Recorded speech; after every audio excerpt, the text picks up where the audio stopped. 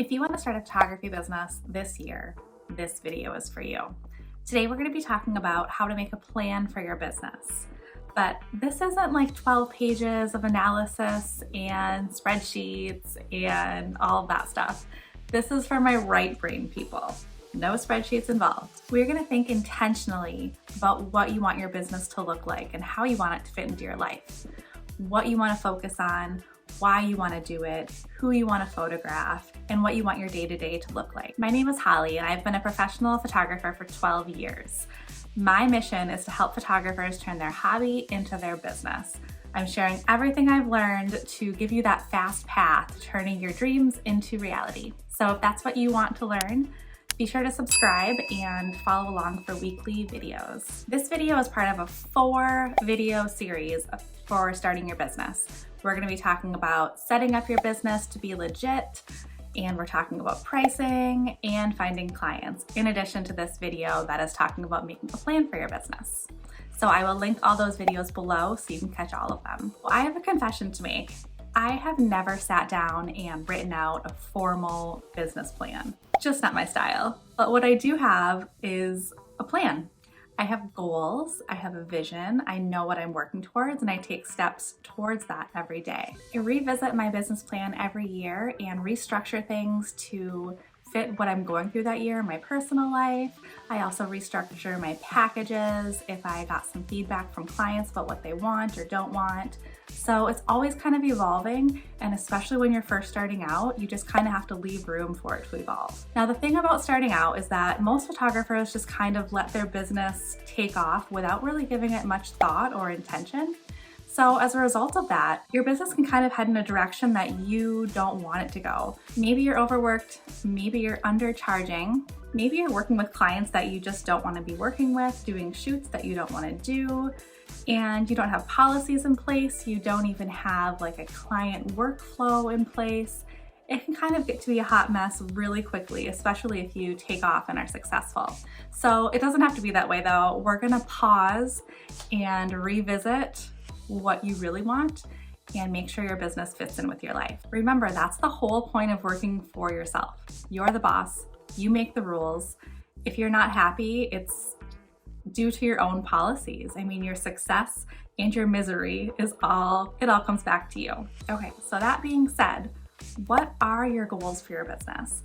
Is it a financial goal? Is it a goal of recognition? Is it a goal of what kind of clients you want to serve?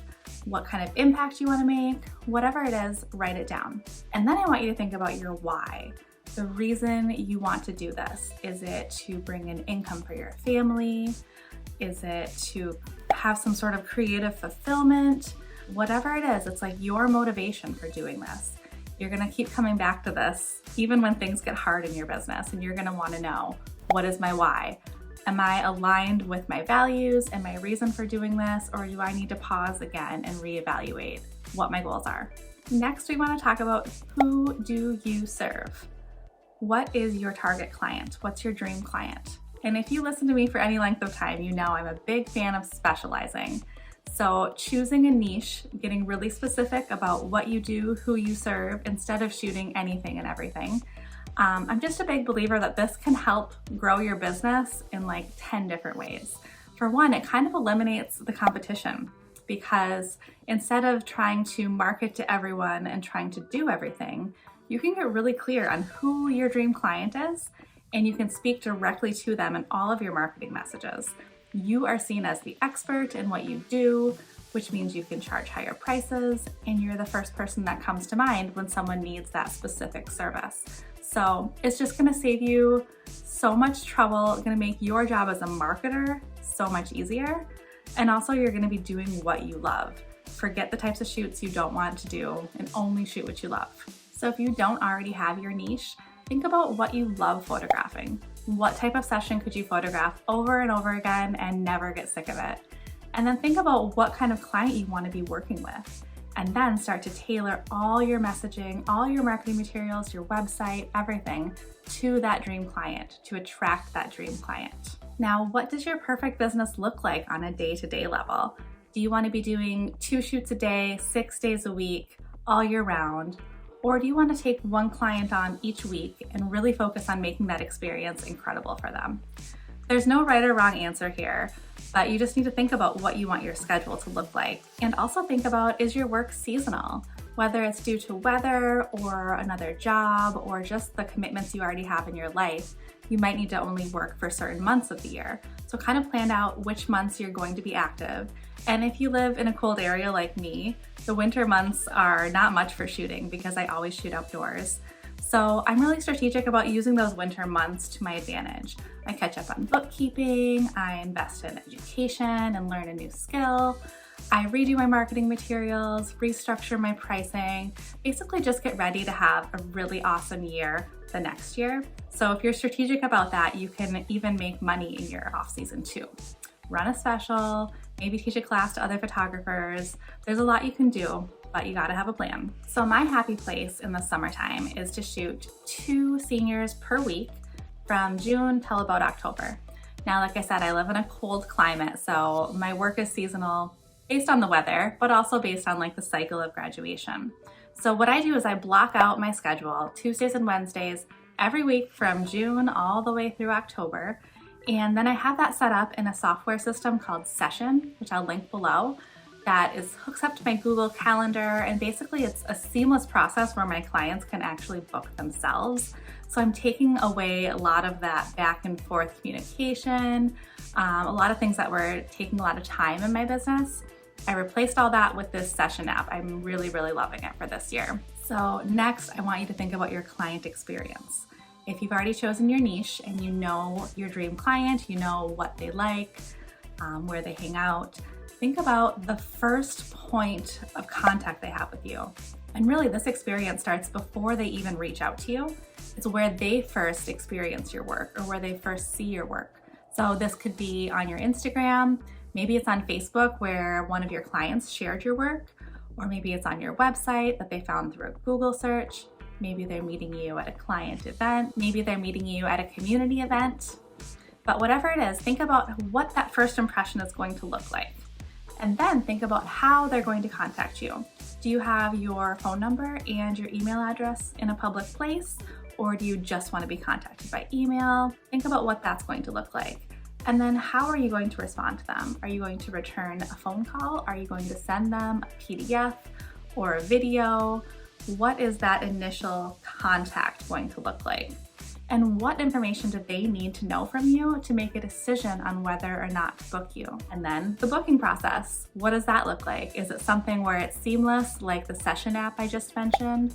Or are you doing it manually? You're gonna wanna think about making this professional. You want to make it easy for your client to book and not like a headache. So think about that part of the client experience also, and then think about how you're going to nurture them leading up to the shoot. What kind of information are you going to give them to help them plan for their shoot or ease their nerves? And then what does the shoot look like? What is the flow that day? How do you manage their expectations as far as when the photos will be delivered, how many photos they'll get, what's the next step of the process? So basically just imagine the ideal client and the ideal process from point A to point Z and map it all out and see if there's any room for improvement where you can either automate something, make it easier for your clients, make the experience more enjoyable for your clients, or anything you can do to just up that perceived value. It's really helpful to have a plan for this. And now let's talk about the elephant in the room, pricing, money. Where does it come from? Where is it going? How much do you need? It's really hard to project financials in your first year of starting your own business as a photographer. You don't know if your marketing efforts are going to be successful and you're going to get the number of clients in that you want to get in.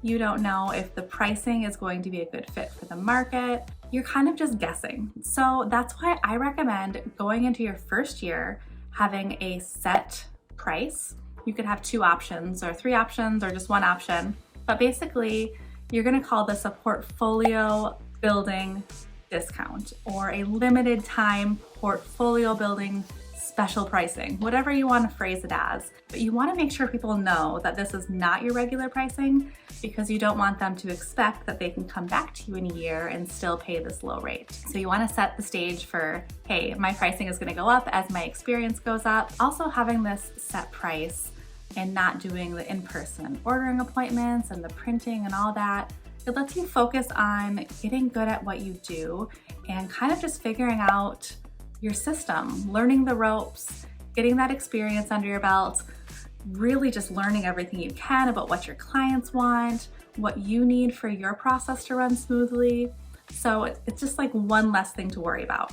I definitely recommend doing in-person sales and printing and all of those great things, but I don't think you necessarily need to worry about it your first year, and I think it might be too overwhelming if you try. So go ahead and set that, just kind of a general price. Maybe it's $300 or $400 or $500, and make sure you say what it includes. How much time in front of the camera and how many photos are they going to get?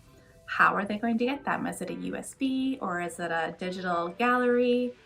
And are they edited? You know, be really specific about what you're including so the client knows exactly what they're getting. And you're gonna wanna make a pretty PDF that lays out this pricing and tells them exactly what they can get. And you can send this PDF to them when they inquire. A really easy way to do this is in Canva. It makes it so easy to just pick a template, input your information, and then you have like the legit pricing guide, which is really helpful to send to your clients. There's another video in this series about pricing, and in that video I'll go more into depth about how to set your prices and a few considerations there. So I will link that so you don't miss it. I'll see you guys in the next video.